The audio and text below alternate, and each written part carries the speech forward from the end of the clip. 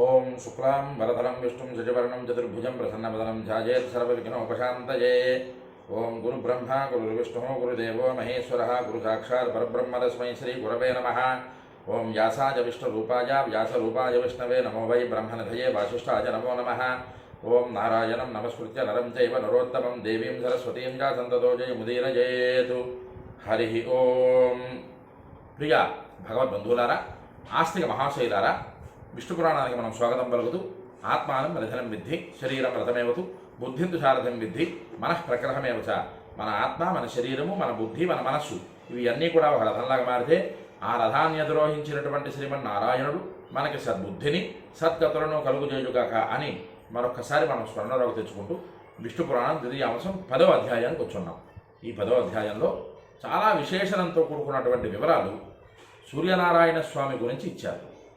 ఇందాకలా కిందటి వీడియోల్లో మనం చెప్పుకున్నట్లుగానే అసలు విష్ణు పురాణం అంతటి మహోత్కృష్టమైనటువంటి గ్రంథంలో సూర్యుడు గురించి, సూర్యనారాయణ స్వామి రథం గురించి ఎందుకు ఎంత వివరం ఇచ్చారు, విష్ణుపద ప్రాశస్త్యము, ఆకాశగంగా ఆవిర్భావము, ఆకాశగంగా ప్రస్తావన, అలాగే విషువద్ విషయము అంటూ ఇలాగ చాలా వివరంగా కాలగణనం దగ్గర నుంచి అన్ని అత్యద్భుతమైనటువంటి ఘట్టాలు సూర్యనారాయణ స్వామి చుట్టూతా ఉండేటటువంటి చక్కనైనటువంటి అధ్యాయాలతో కానీ చక్కనైనటువంటి వివరాలతో కానీ ఎందుకు ఇచ్చారు అని పరాశరుడు వారిని మనం అడిగినట్లయితే చక్కనైనటువంటి సమాధానం మనకి ఈ ఘట్టంలో వచ్చే అవకాశం ఉన్నది.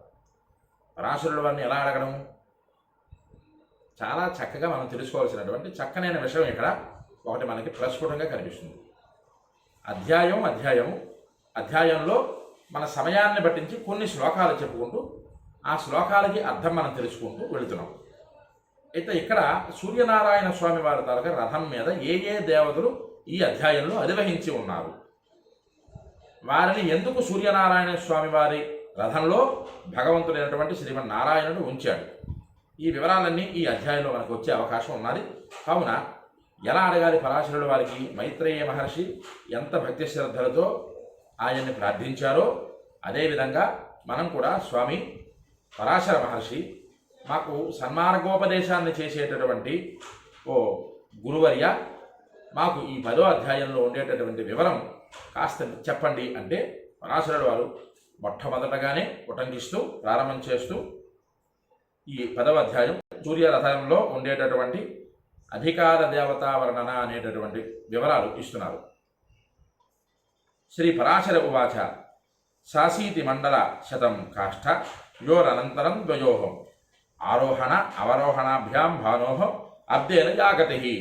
చక్కనైన శ్లోకంతో ప్రారంభం చేశారు పరాశరుడు వారు. ఆరోహణము అవరోహణము అనే వాటిచే సూర్యుని యొక్క గమనము సంవత్సరానికి ఉత్తర దక్షిణ దిశలుగా 180 మండలాలుగా తిరుగుతూ ఉంటుంది సూర్యనారాయణ స్వామి వారు. సరే, ఇక్కడ మనకి చాలా అనుమానం రావచ్చును.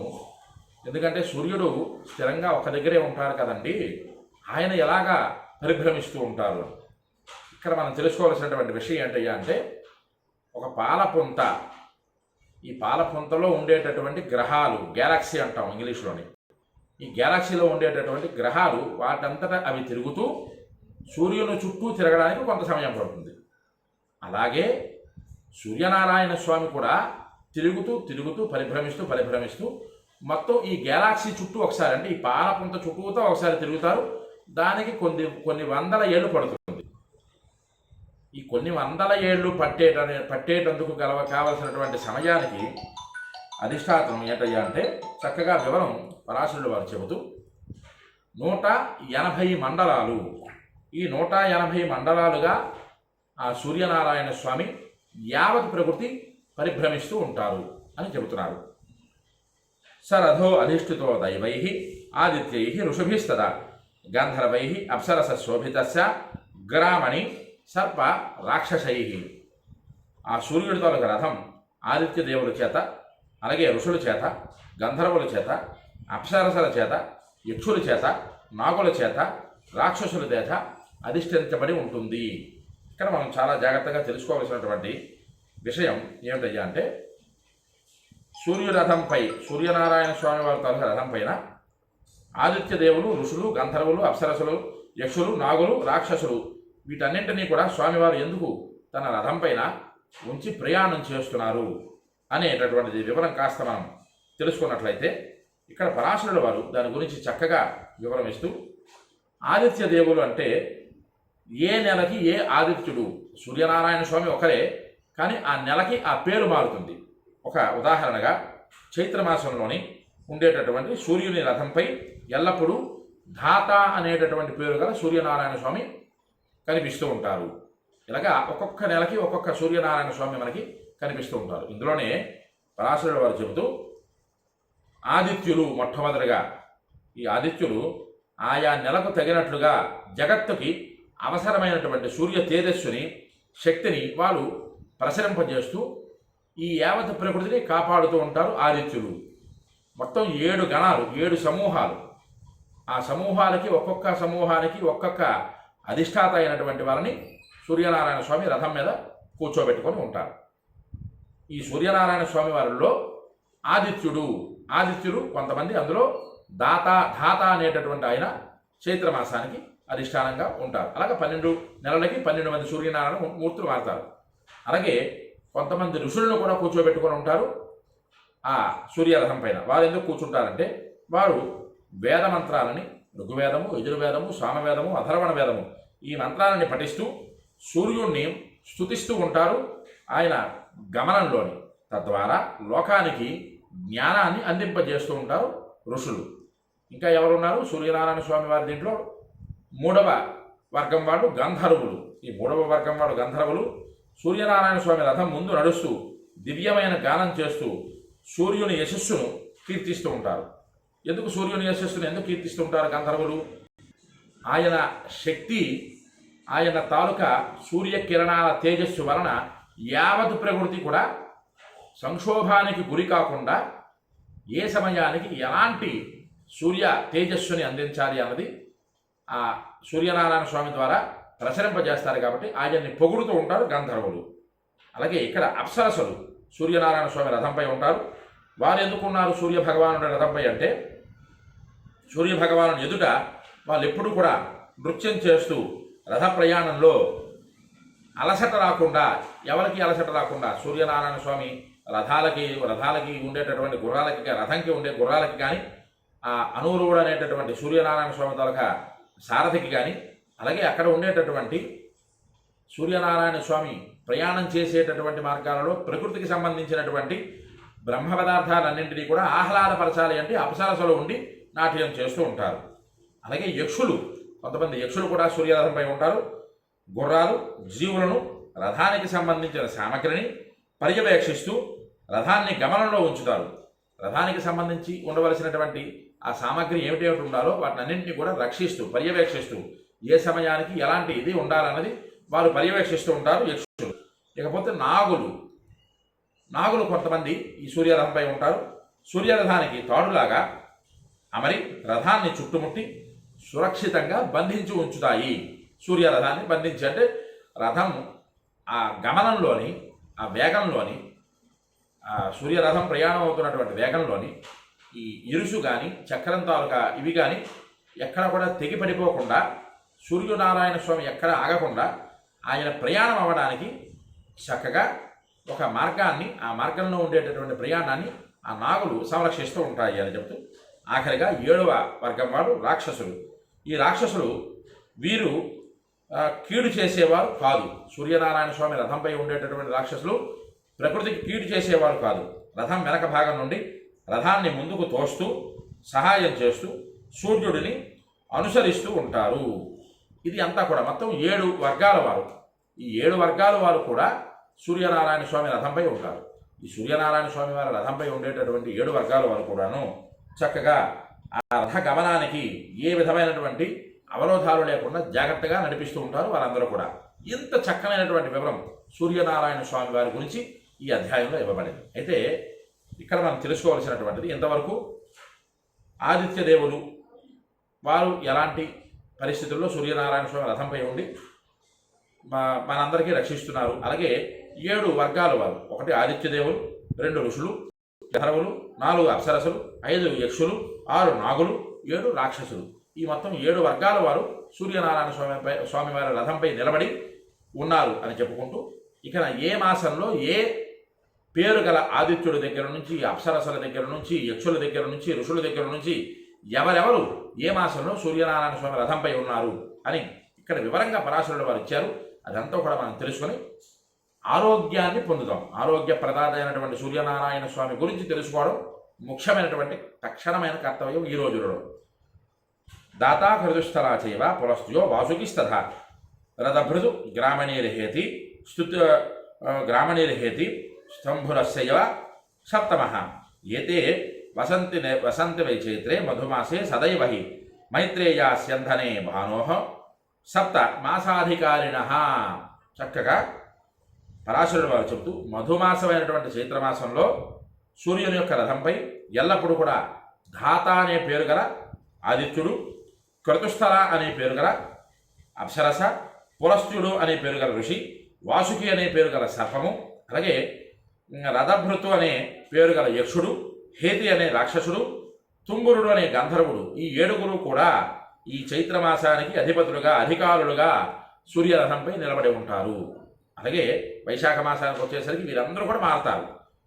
హర్యమా పులహస్యవ రథోజాహ పుంజికస్థల ప్రహేతి కచ్చవీరచ్చ నారదస్య రథేరవేహే మాధవే నవనస్తియంతే శుచి సంజ్ఞే నిబోధమే. వైశాఖ మాసానికి వచ్చేసరికి వీరందరూ కూడా మారి అర్యముడు అనే ఆదిత్యుడు, అలాగే పులహుడు అనే ఋషి, రథోజసుడు అనే యక్షుడు, పుంజికస్థల అనే అప్సరస, అలాగే ప్రహేతి అనే రాక్షసుడు, కచ్చవీరుడు అనే సర్పము, నారదుడు అనే గంధర్వుడు, వీరు 7 కూడా వైశాఖ మాసంలో సూర్యరథంపై అధివసించి ఉంటారు. అలాగే జ్యేష్ఠ మాసంలో సూర్యరథంపై అధివసించి ఉండేటటువంటి వారి గురించి చెబుతున్నాను, శ్రద్ధగా విను అని ఆ పరాశరుడు వారు మైత్రేయ మహర్షికి చెబుతూ, మిత్రో అత్రిస్తక్షకో రక్ష పౌరుషేయో అధ మేనకాహ హహ రథస్వనస్యైవ మైత్రేయైతే పతంతి వై.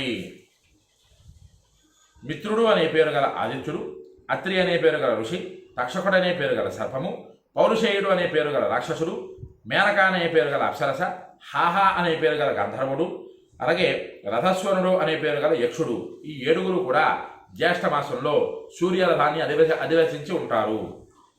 అలాగే ఆషాఢ మాసానికి వచ్చేసరికి వరుణో వశిష్ఠో నాగ సహజన్యా హూహూరథ రథచిత్రాస్తథా సక్రే వసంతి ఆషాఢ సంజ్ఞకే. ఆషాఢ మాసంలో వరుణుడు అనే ఆదిత్యుడు, అలాగే వశిష్ఠుడు అనే ఋషి, నాగుడు అనే సర్పము, సహజన్య అనే అప్సరస, హూహు అనేటటువంటి గంధర్వుడు, రథుడు అనే రాక్షసుడు, రథచిత్రుడు అనే యక్షుడు, ఈ 7 కూడా సూర్యరథంపై అధివసించి ఉంటారు. ఇంద్రో విశ్వావసు శ్రోత్ర ఏలాపత్ర స్థాంగిర ప్రమ్లోచాచ నభస్తీయతే సర్పిశాకే వసంతి వై. శ్రావణ మాసంలో ఇంద్రుడు అనే పేరు గల ఆదిత్యుడు, విశ్వావసు అనే పేరు గల గంధర్వుడు, స్తోత్రుడు అనే పేరు గల యక్షుడు, ఏలాపత్రుడు అనే పేరు గల సర్పము, అలాగే అంగిరసుడు అనే పేరు ఋషి, ఆంగీరసుడు కాదు అంగిరసుడు అనే పేరు గల ఋషి, ప్రమ్లోచ అనే పేరు గల అప్సరస, సర్పి అనే పేరు గల రాక్షసుడు సూర్యరథంపై అధివసించి ఉంటారు శ్రావణ మాసంకి.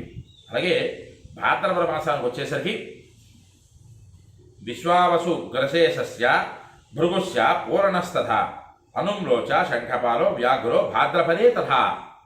భాద్రపద మాసంలో వివస్వంతుడు అనే రాక్షసుడు, వివస్వంతుడు అనే ఆదిత్యుడు, ఉగ్రసేనుడు అనే గంధర్వుడు, భృగు అనే ఋషి, ఆపూరుణుడు అనే యక్షుడు, అనుమ్లోచ అనే అప్సరస, శంఖపాలుడు అనే సర్పము, వ్యాఘ్రుడు అనే రాక్షసుడు సూర్యుని ద్వారా రథంపై అధివసించి ఉంటారు భాద్రపద మాసంలో. అలాగే ఆశ్వీజ మాసానికి వచ్చేసరికి పూష వసు రుచిర్వాత గౌతమాధ ధనంజయ సుషేణోన్య ఘృతాతీత వసంత్యా ఆశ్వీజే రవవు. ఇక్కడ ఆశ్వీజ మాసంలో పూషుడు అనే ఆదిత్యుడు, వరరుచి అనే గంధర్వుడు, వాతుడు అనే రాక్షసుడు, గౌతముడు అనే ఋషి, ధనుంజయుడు అనే సర్పము, సుషేనుడు అనే గంధర్వుడు, ఘృతాచి అనే అప్సరస సూర్యుని రథం అధివసించి ఉంటారు ఆశ్వీజ మాసానికి వచ్చేసరికి. అలాగే కార్తీక మాసానికి వచ్చేసరికి విశ్వావసు భరద్వాజౌ పర్జన్యై రావతౌ తథా విశ్వాచీ సేన జిచ్ఛాప కార్తికే చ వసంతి వై. కార్తీక మాసంలో విశ్వావసు అనేటటువంటి ఆదిత్యుడు గంధర్వుడు, విశ్వావసు అనే గంధర్వుడు, భరద్వాజుడు అనే ఋషి, పర్జన్యుడు అనే ఆదిత్యుడు, ఐరావతం అనే సర్పము, విశ్వాచి అనే అప్సరస, శేలజిత్తు అనే యక్షుడు, ఆపుడు అనే రాక్షసుడు సూర్యరథంపై అధివసించి ఉంటారు. ఇది ఇక్కడ వరకు మన కార్తీక మాసం వరకు ఏ మాసానికి ఎలాంటి గణాలు ఆ రథంపై ఉంటారు, వారు ఆ మాసానికి తగినటువంటి ఉష్ణోగ్రత దగ్గర నుంచి, చలి దగ్గర నుంచి, వర్షాల దగ్గర నుంచి, పంటలు పండించేటటువంటి శక్తి సామర్థ్యాల దగ్గర నుంచి అన్నీ కూడా వారు ఆ రథం మీద నుంచి మనకి ఆశీర్వచనంగా పంపిస్తున్నారు అన్న ఘట్ట దగ్గరికి రాపుకుంటూ ఎదరఘట్టంలో ఇంకా మార్గశిరం, పుష్యం, మాఘ పాల్గొనాలలో ఏ అది పేర్లతో ఉండేటటువంటి సప్త గణాలు కూడా సూర్యనారాయణ స్వామి రథంపై ఉన్నారు. వాటి నుంచి ఎలాంటి ఆశీర్వచనం మన భూమండలానికి, యావత్ ప్రకృతికి వస్తున్నది అని మనం తెలుసుకుంటూ, ఈ వీడియో ఎవరికైతే నచ్చుతుందో వారందరూ కూడా లైక్ చేయండి, ఈ వీడియోని 10 మందికి షేర్ చేయండి, మీ అమూల్యమైన మాటలను కామెంట్ రూపంలో పంపించండి, విష్ణు పురాణాన్ని మీరు వినండి, తరించండి, 10 మంది చేత వినింపజేసి ధరింపజేయండి. అలాగే ఈ యూట్యూబ్ ఛానల్ని సబ్స్క్రైబ్ చేసుకుని ఆదరిస్తారని మరి కోరుకుంటూ హరి ఓం స్వస్తి.